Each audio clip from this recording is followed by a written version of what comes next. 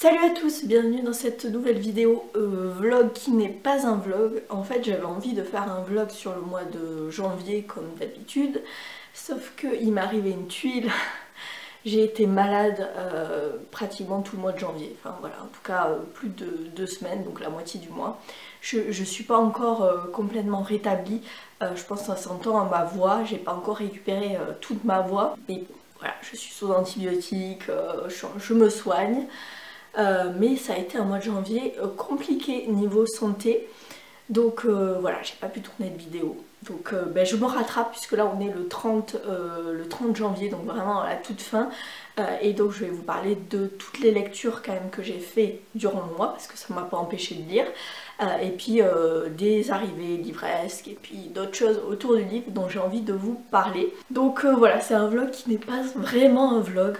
Je sais pas comment je pourrais l'appeler, mais bon, c'est comme ça. Donc j'ai lu, durant ce mois de janvier, j'ai lu Aranea, le 9e livre. C'est de Alexandre Murat et c'est publié chez Fleuve Noir. Et en fait, c'est le 2e tome de la saga des enquêtes de Alex et Marie. Donc rappelez-vous, je crois que c'était au mois de juin 2024, j'avais lu le premier tome en poche qui s'appelait La légende de l'empereur et qui mettait en scène un binôme, donc Alex qui est prof d'histoire des civilisations et spécialisé notamment sur la période napoléonienne, et Marie qui est à la tête d'une agence de sécurité privée aux États-Unis qui travaille en collaboration avec la CIA, le FBI, etc. Donc ils forment quand même un binôme bien complémentaire puisque lui est plutôt réfléchi, il est dans vraiment la réflexion, les connaissances, etc. Et elle est un peu plus dans l'action. On les avait rencontrés dans le premier tome et là on les retrouve pour cette 2e enquête qui va les mener jusqu'au Tibet, en Argentine, aux États-Unis, en France, enfin on va pas mal voyager et ils vont être missionnés par leur ennemi du tome 1 en fait, la méchante Sylvia qui est vraiment très très méchante. Elle va les contraindre à faire équipe avec elle puisqu'elle doit, elle est missionnée pour retrouver le 9e livre. En fait on savait déjà dans le tome 1 qu'il y avait 9 livres de connaissances absolues de l'humanité. Et en fait on a une société secrète qui s'appelle les 9 inconnus qui essaye de remettre la main sur ces 9 livres pour pouvoir rassembler en fait tout le savoir de l'humanité. Et donc il leur manque plus qu'un livre, le 9e, le dernier. Et donc Sylvia, qui est un peu leur mercenaire, va se mettre en quête de trouver ce livre.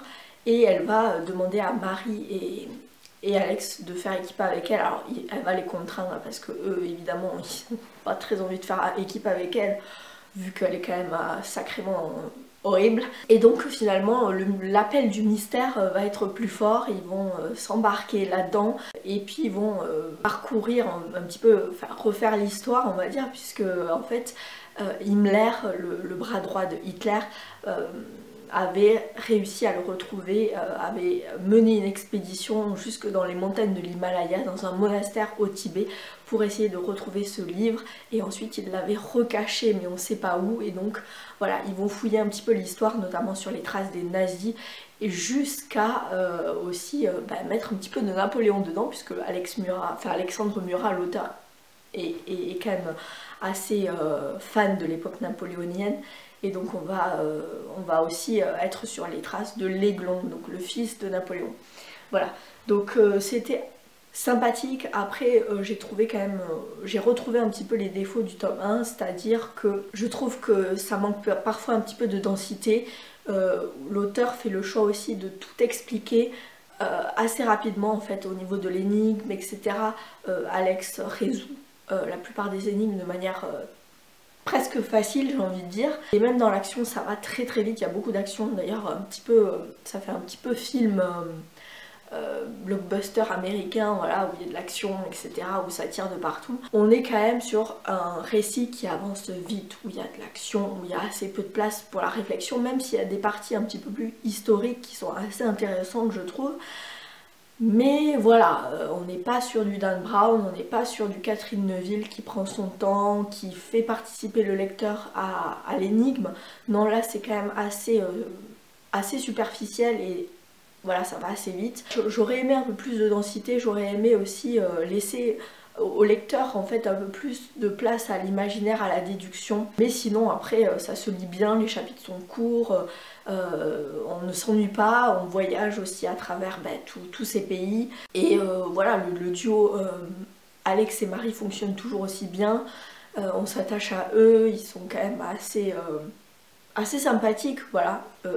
Donc voilà, si vous aimez les thrillers historiques, ésotériques, à Dan Brown, peut-être que vous trouverez celui-ci un petit peu en dessous, on va dire, mais par contre pour les novices de ce genre-là, je pense que je pourrais le conseiller, et surtout aussi pour les gens qui aiment quand ça va vite, quand il y a de l'action, qu'on s'apesantit pas trop sur la réflexion, sur le blabla, là vous pouvez y aller, hein. Vraiment, ça bâme de partout, on ne s'ennuie pas.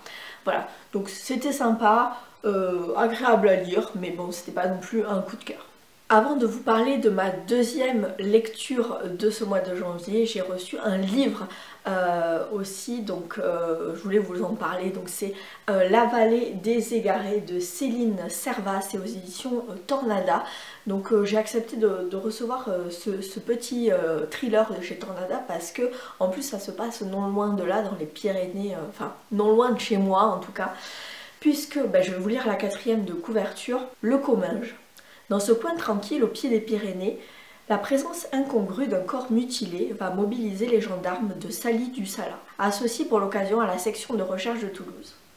Marco Minelli, comptable sans histoire, se retrouve mêlé bien malgré lui à une enquête angoissante qui va le plonger dans les affres du doute, tiraillé entre la raison et la folie.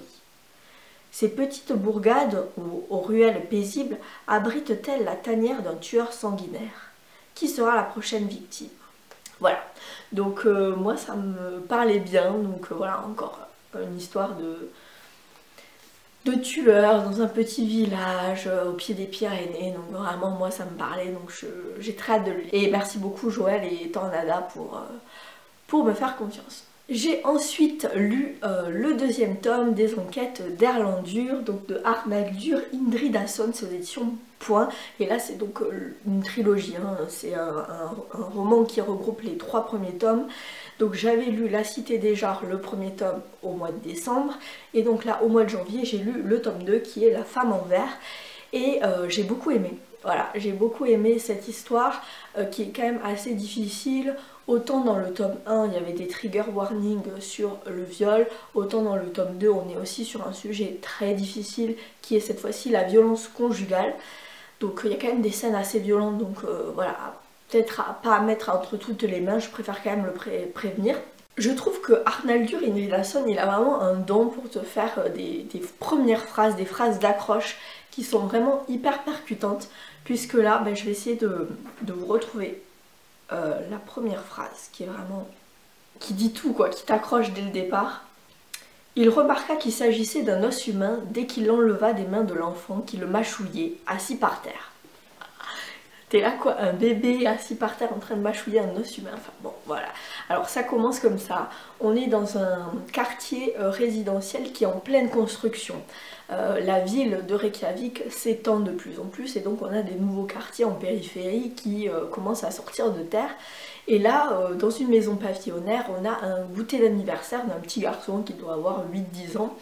Donc il est avec ses copains, il fête son anniversaire, sa mère qui est un peu débordée, qui essaye de tout organiser et de surveiller les enfants. Et elle a aussi la petite sœur en bas âge qui doit avoir même pas 1 an puisqu'elle est à 4 pattes au sol.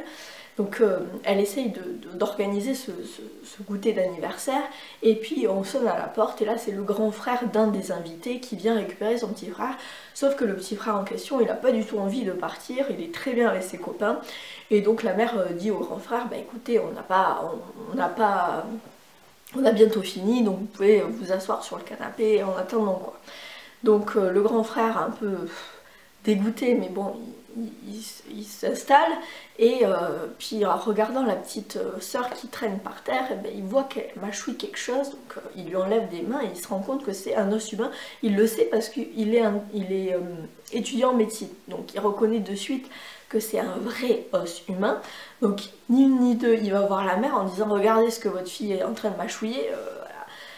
La mère qui appelle du coup le grand frère dont c'est l'anniversaire, enfin, son fils, et lui dit c'est toi qui as trouvé ça, c'est toi qui as donné ça à ta petite soeur. Il dit oui je l'ai trouvé hier sur le chantier d'à côté.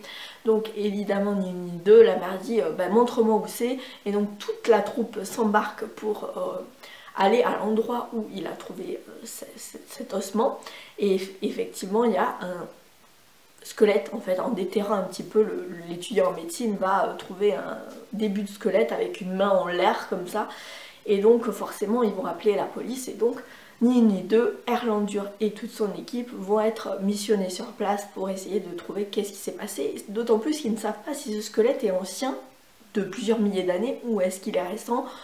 Bon, a priori, ils font venir un archéologue qui leur dit que probablement il date de 60-70 ans à peu près. Et donc ils vont commencer cette enquête pour savoir qui c'est qui habitait sur cette colline en construction à l'époque. Et ça va les mener jusque dans les années 40, pendant la Seconde Guerre mondiale, où il y avait un baraquement non loin de là d'Américains qui étaient un peu en garnison en Islande. Et voilà, donc ils vont essayer de remonter le fil de ce qui s'est passé dans les années 40. Et en parallèle de ça, là pour le coup on a une alternance passé-présent, on a l'histoire d'une femme qui a 2 enfants et un mari violent et qui habite sur cette colline. Donc on se doute bien que les 2 histoires sont mêlées, mais on ne sait pas trop à qui appartient le squelette. Est-ce que c'est elle, est-ce que c'est ses enfants ou autre? Voilà, donc on va suivre l'histoire de cette femme qui vraiment vit des violences conjugales absolument atroces sous le regard de ses enfants qui sont terrifiés évidemment. Elle a en plus une des enfants qui est handicapée. Donc voilà, c'est un peu compliqué. Mais au fur et à mesure on va essayer de démêler l'histoire. C'était génial, c'est super bien écrit. Je trouve que l'auteur il a vraiment une plume qui fait pas, enfin, qui est sans fioriture, qui est efficace, qui est incarné vraiment. On sent les personnages, on sent l'histoire, enfin vraiment on est habité par cette histoire. Et presque je trouve la plume humble quoi. Il y a une forme d'humilité, de sans fioriture, de minimalisme qui est hyper bien je trouve. J'ai adoré cette histoire, c'était vraiment chouette. Et parfois il y a quand même une petite touche d'humour, certains personnages, notamment Elinborg qui est la seule femme de la troupe d'Erlendur qui quand même fait preuve d'un peu d'autodérision. À un moment donné il lui dit ah il y a des groseilliers là sur la colline, il faut absolument savoir qui c'est qui les a plantés, etc. Et elle dit oui bien sûr, alors je vais faire des analyses de terrain et puis je vais faire venir un médium aussi. Donc elle se fout un peu de sa gueule, mais voilà, c'est assez bon enfant, c'est bien. Après c'est une ambiance qui est quand même assez froide, assez lourde, on est quand même sur un pays scandinave un peu froid quoi. Donc il y a vraiment cette mentalité un petit peu très dans la retenue, mais j'aime bien, voilà, j'aime bien. Et on en apprend plus aussi sur le personnage d'Erlendur, sur son enfance, sur son passé. C'est un homme qui a souffert, c'est un homme qui est un peu brisé quand même, mais qui essaye quand même de reconstruire aussi sa relation avec sa fille. Voilà, c'est un peu compliqué d'un point de vue personnel pour lui, mais voilà, on en apprend plus et quelque part on s'y attache même si c'est un anti-héros. Voilà, donc j'ai beaucoup aimé ce tome 2 qui était vraiment chouette. Et puis je lirai La Voix, d'ailleurs ça tombe bien parce que j'en ai plus. Donc La Voix qui est le dernier tome, je le lirai au mois de février, comme ça j'aurai terminé la trilogie. Mais j'aime beaucoup. Vraiment une très belle découverte, Arnaldur Indridason. Et avant de vous parler de ma dernière lecture du mois de janvier que j'ai terminée hier soir, je voulais aussi vous parler d'une série que j'ai regardée là au mois de janvier, en tout cas la première saison, qui reprend en fait, qui adapte une saga que j'aime beaucoup, une saga suédoise. C'est la saga Erika et Patrick de Camilla Läckberg, dont je vous ai beaucoup parlé à l'époque où je les avais lus. Ils ont décidé de l'adapter en série télé. Alors moi je m'attendais à une série suédoise qui se passe justement à Fjällbacka, le petit village suédois avec des maisons rouges au bord d'un lac, enfin vraiment le cliché typique de la Suède, avec des personnages grands et blonds comme je me les imagine dans ma tête. Et en fait pas du tout, puisque c'est une adaptation française qui se passe, alors ils ont renommé le village, ils l'ont appelé Port-Clément dans la série, mais on reconnaît direct que ça a été tourné à Hossegor, hein. Je connais très bien Osgore, donc ça me faisait un petit peu bizarre de reconnaître un petit peu les lieux où ça a été tourné. Alors c'est vrai qu'au début, quand j'ai regardé, parce qu'ils ont adapté les 3 premiers tomes, et ils ont fait un double épisode à chaque fois. Donc il y a eu 6 épisodes en tout qui durent à peu près 1 heure. Et ils ont diffusé ça sur TF1 le lundi soir, donc il y avait les 2 épisodes, donc un tome, donc ça a duré 3 semaines. C'est vrai que au premier abord, moi j'étais un petit peu sceptique parce que les personnages, je les imaginais pas du tout comme ça. Ils ont aussi remanié certaines choses, par exemple notamment Martin, qui est le bras droit de Patrick, mais par exemple ils en ont fait un personnage gay dans la série alors qu'il n'est pas du tout dans la saga de livres. Et puis le commissariat, on voit, à part Martin et Patrick, on voit personne d'autre. Et c'est dommage parce qu'il y a de chouettes personnages dans la saga de Camilla Lackberg au commissariat, et là on les voit assez peu. Après sinon ça reste fidèle avec Anna, la sœur de Erika, avec Dan, avec Lucas, etc. Donc voilà. Même la mère de Patrick qui arrive vers la fin de la saison. C'était sympa. Après je trouve, bon, moi j'ai toujours du mal avec les adaptations françaises, je sais pas pourquoi, avec le jeu des acteurs, etc. J'ai un peu du mal, peut-être parce que j'ai été baignée de séries américaines et du coup qui étaient doublées, et du coup d'avoir la vraie voix ça me perturbe, je sais pas beaucoup, je sais pas trop pourquoi j'ai du mal avec les films ou les séries françaises, c'est comme ça. Mais bon, après finalement au bout d'un moment je me suis un peu attachée au personnage, et j'ai bien aimé la direction artistique de la série qui se passe donc à Osgore, au bord de la mer, avec le port, le phare qui est très présent, et puis les looks aussi de Erika qui est quand même qui a un look très marqué. Alors le petit clin d'œil qui était aussi assez marrant par rapport à la Suède, c'est que la voiture d'Erika qui bug un petit peu et qui parle en suédois en fait. Quand elle rentre dans sa voiture, la voiture lui parle en suédois, donc c'était un petit peu le clin d'œil à Camilla Lackberg.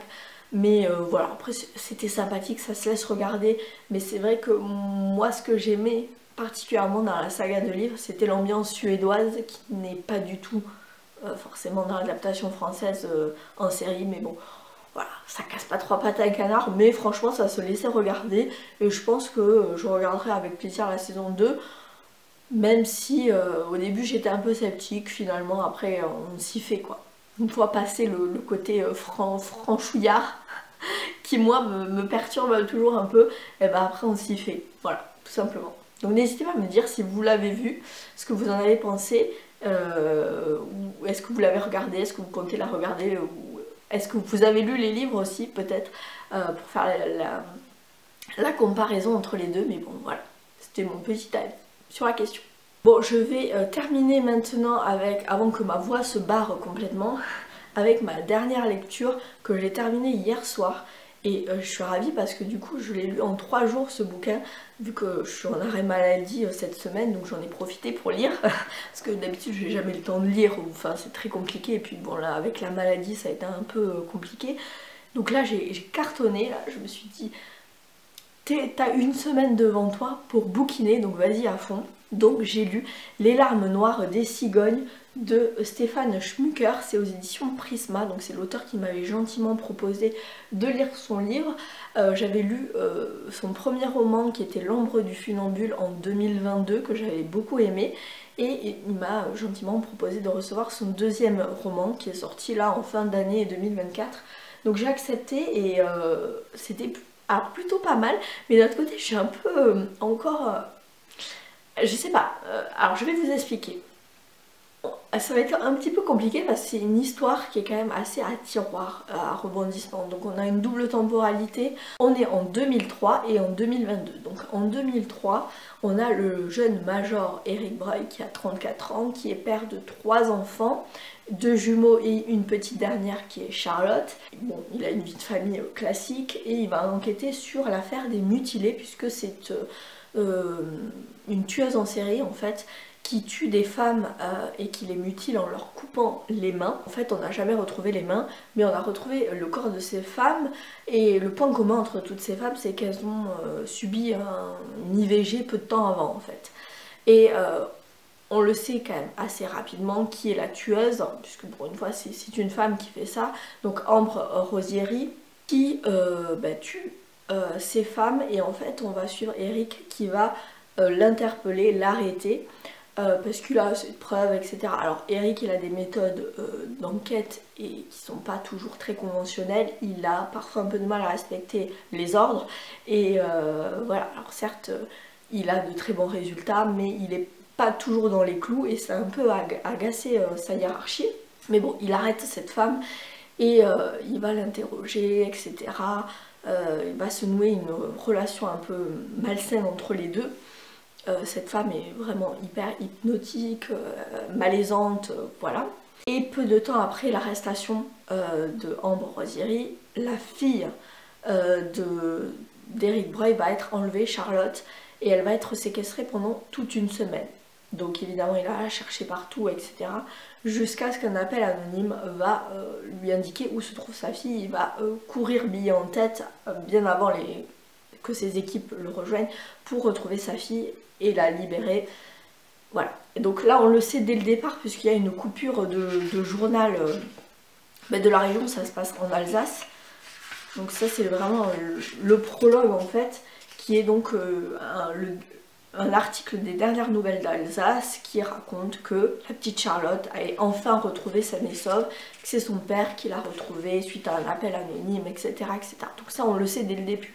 C'est vraiment, je vous spoil rien, c'est dès le départ. Et donc on est ensuite 20 ans plus tard, en 2022, Charlotte a bien grandi, elle a 22 ans maintenant, elle est en couple avec Benjamin, il retape la maison des parents en fait pour y habiter, et elle a écrit un conte pour enfants qui rencontre son petit succès, donc elle est devenue autrice de contes pour enfants. Plusieurs événements, mais notamment un qui va réveiller un petit peu cette vieille affaire, puisque Benjamin va vouloir combler l'ancienne cuve à fioul avec du béton, et en fait il va faire appel à des artisans pour faire ça, voilà, pendant que lui retape un petit peu la maison, et les artisans vont nettoyer cette cuve à fioul des détritus, ils vont les balancer sur la pelouse et pour pouvoir verser le béton. Et donc parmi ces détritus il y a un petit sachet en plastique dans lequel il y a un espèce de journal emballé qui est taché un petit peu de marron, on pourrait penser à du sang, etc. Donc Benjamin, intrigué, va ouvrir ce paquet et trouver des os humains, puisqu'il les reconnaît, il a fait des études de sport, c'est un grand sportif, et donc il a fait des études d'anatomie, et il se rend compte que c'est des os de main, justement. Donc ni une ni deux, il va appeler son beau-père, Eric Breuil, pour lui dire voilà, est-ce que tu pourrais amener ça à tes anciens collègues pour faire analyser, enfin voilà. En fait il remet ça à son beau-père parce que c'est un ancien flic, tout simplement. Sauf que en fait ça va réveiller une vieille histoire, et cette histoire de l'affaire des mutilés, et donc tout va être un petit peu imbriqué. Je vais pas trop vous dire plus, mais c'est une enquête qui est bien ficelé avec pas mal de rebondissements. Il faut quand même s'accrocher parce qu'il y a plein de choses, d'éléments, etc. Mais c'était bien écrit, c'était bien ficelé, les personnages sont bien campés. Par contre, il y a des fois où... alors, vraiment, les 2 tiers du bouquin, j'ai adoré, j'ai dévoré. C'était l'autoroute du bonheur, je me suis dit, ah, c'est trop bien et tout. Et puis vers la fin, il y a commencé à avoir des révélations, des explications de pourquoi, comment, etc. Et c'est vrai que au début j'étais un peu parfois sceptique, ça me sortait un peu de ma lecture, et je me disais mais non, mais c'est pas crédible, mais c'est pas possible, mais moi j'aurais pas fait, à sa place, j'aurais pas réagi comme ça, j'aurais pas fait ça, etc. Et puis l'auteur arrivait à me rattraper à chaque fois, me dire mais non, mais si, il a fait ça parce que voilà, il y avait les explications qui arrivaient ensuite derrière, comme pour contrer un petit peu les remarques que je pourrais me faire dans ma tête. Et du coup il arrivait à me rattraper et à me refaire embarquer dans le truc, mais ça arrivait plusieurs fois où parfois je sortais un peu de ma lecture en me disant mais non, et puis il y avait une explication qui me disait ah ok c'est ça, et voilà, et en fait je me dis c'est bien, mais il faut pas qu'il y ait trop de révélations, trop de rebondissements, parce que du coup après ça perd de crédibilité, ou alors on perd le lecteur parce qu'il se dit non mais ça c'est pas logique. Bon après il y a l'explication qui fait que ah si, ok, je comprends. Et au final, j'adhère, mais voilà, c'était peut-être un peu trop. Il y a eu trop de moments où vraiment je me suis dit, mais ah, et puis, ah d'accord, ah, ah d'accord. Et voilà, donc si ça arrive une fois, ça va, mais si ça arrive 5-6 fois, voilà. Mais au final, j'ai beaucoup aimé, c'était bien ficelé, bien écrit. Je pense vraiment que c'est meilleur que le premier roman, L'ombre du funambule. Donc il s'est vraiment bien amélioré, l'auteur. Donc vraiment c'était chouette, je l'ai dévoré en 3 jours. Hein. Je veux dire, ça veut dire ce que ça veut dire. Donc vraiment j'étais happée par cette histoire, c'était un bon thriller avec aussi des secrets de famille, des rebondissements. Il met aussi pas mal de sujets difficiles, notamment le sujet des malentendants.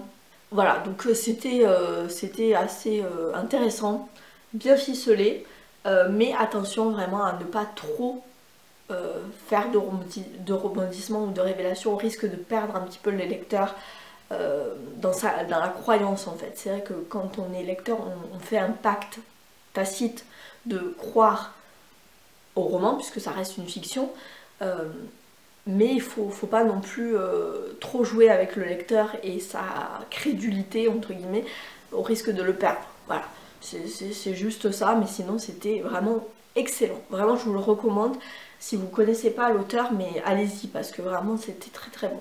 Voilà, c'en est tout pour mon bilan du mois de janvier. J'espère que cette vidéo vous aura plu, malgré mon état et ma voix pas toujours au top. J'espère que c'était quand même une vidéo intéressante pour vous. Merci en tout cas de l'avoir regardé jusqu'au bout. Si vous avez aimé, n'hésitez pas à mettre un petit pouce en l'air, à vous abonner si c'est toujours pas fait. Et moi je vous souhaite d'excellentes lectures et je vous dis à bientôt pour une prochaine vidéo. Ciao!